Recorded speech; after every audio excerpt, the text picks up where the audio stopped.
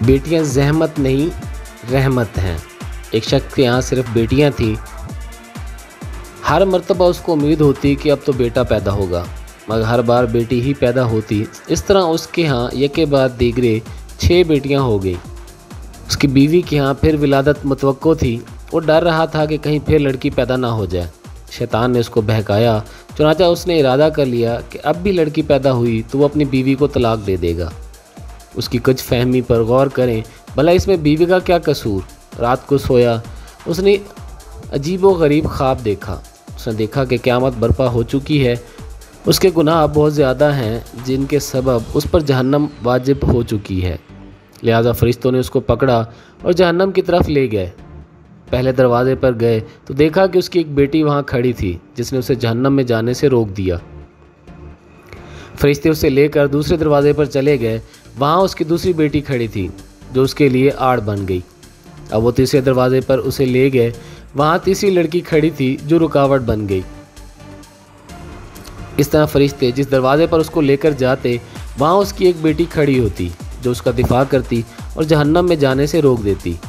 غرض یہ کہ فرشتے اسے جہنم کے 6 دروازوں پر لے گئے، مگر ہر دروازے پر اس کی کوئی نہ کوئی بیٹی رکاوٹ بنتی چلی گئی۔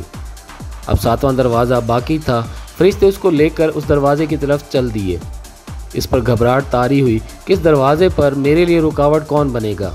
اسے معلوم ہو گیا کہ جو نیت اس نے کی تھی وہ غلط تھی۔ وہ شیطان کے بہکاوے میں آ گیا تھا۔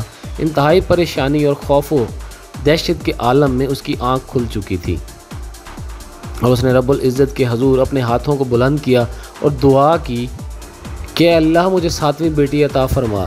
اس لیے جن لوگوں کا قضاء و قدر پر ایمان ہے انہیں لڑکیوں کی پیدائش پر رنجیدہ خاطر ہونے کی بجائے خوش ہونا چاہیے۔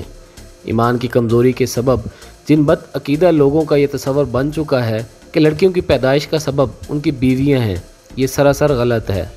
اس میں بیویوں کا یا خود ان کا کوئی عمل دخل نہیں، بلکہ میاں بیوی تو صرف ایک ذریعہ ہے۔